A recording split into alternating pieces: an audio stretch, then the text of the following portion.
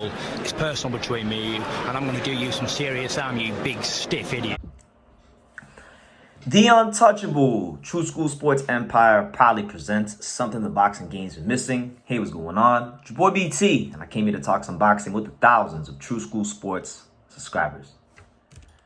All right, so we're going to go ahead and keep that long tradition of covering Japanese boxing alive here on True School Sports because I've been wanting to make a video about this fighter for a long time, and there's just so many fighters in boxing. I'm a very busy man. I'm only one man, and I cover a lot, so sometimes it's hard, but I'm finally getting to it.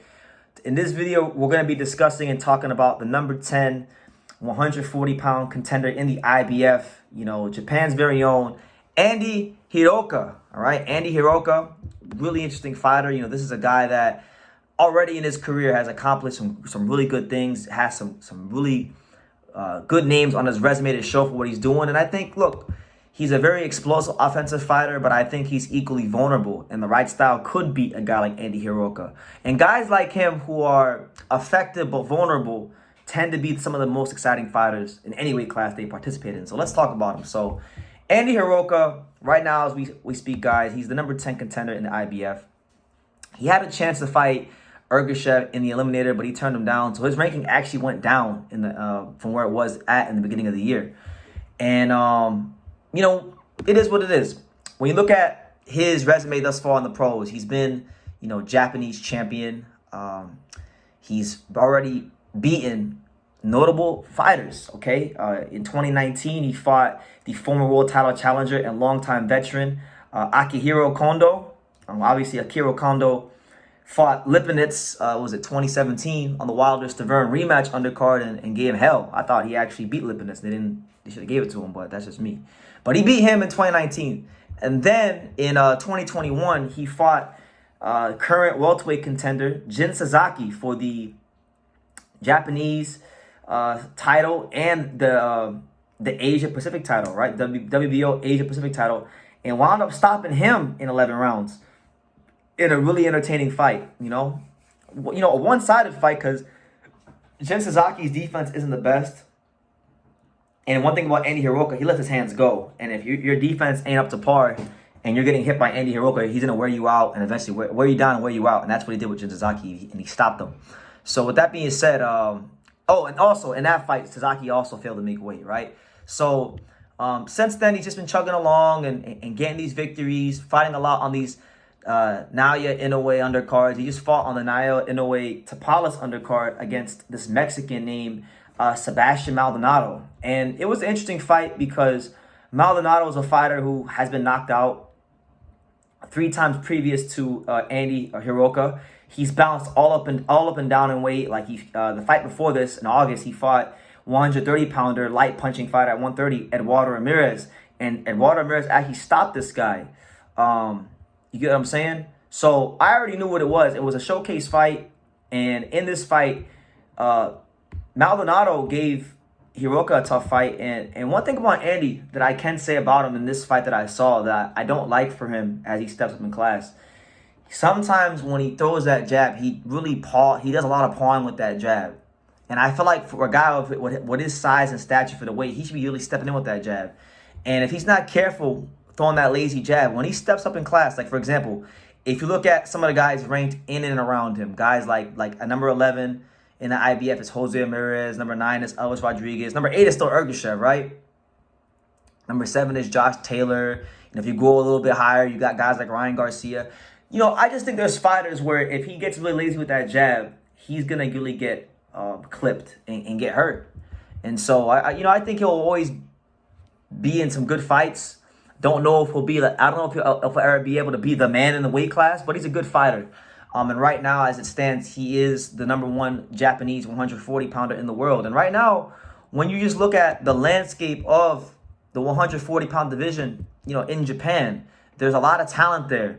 He's number 1 holding the crown, but then you got the veteran Daishi Nagata, who I saw at Misako Boxing Gym. He's number 2. And I'm using boxer, by the way. You got Naoya Inoue's cousin, Koki Inoue, who's number 5. But the fight that I think really, and I've talked about this in other videos, the fight that I think could be one for Andy Hiraoka down the road that really would be fun Obviously, this guy may have to develop a little bit more because he doesn't have the experience level of an Andy Hiraoka. But Homura Fujita, I think, versus Andy Hiraoka is going to be a future super fight in Japan one day. It's going to be a big fight because, you know, Andy Hiraoka is very hittable. Very hittable. Defense is very leaky. And Fujita is an explosive puncher who's only getting better fight by fight. And he's a very diligent athlete when it comes to his training and the way he approaches the sport. So I think that's going to be a fight for the future. But Andy Hiraoka is going to be someone that I think in 2024, you know, right now, when you talk about Japanese fighters and guys that have been, you know, they've made, he's had notable wins, but he's kind of the last, ever since he beat Jin Sasaki a couple years ago, I think Andy Hiraoka has just been treading water, you know, fighting fighters that he's supposed to beat. You know, really, he hasn't really fought to me anybody that could really pose a real threat to him since Jin Sasaki.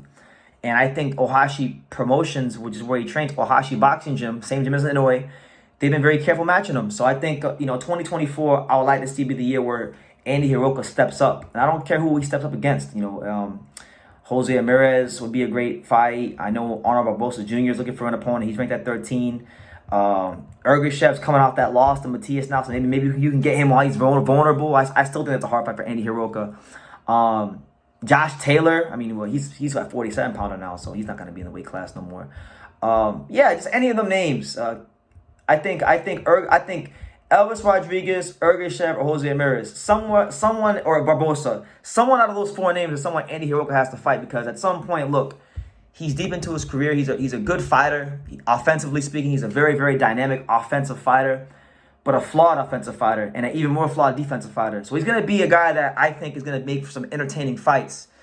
You know, he's Japanese and he's from Ghana as well. So he's African Japanese. So he's got that whole thing going for him. Really interesting because, you know, a lot of times you don't really see a lot of African Japanese people. So I think that's kind of cool. But nonetheless, definitely one of the names to watch in Japanese boxing and one of the guys to watch in the 140 division going into next year. And I just hope Ohashi, the Hideki Ohashi and the people that run his career step him up, because you're 23 fights deep into your career. You boxed over 100 rounds in the pros. And that's just what it is. So let me know what you guys think about Andy Hiraoka. Who do you want to see him fight next?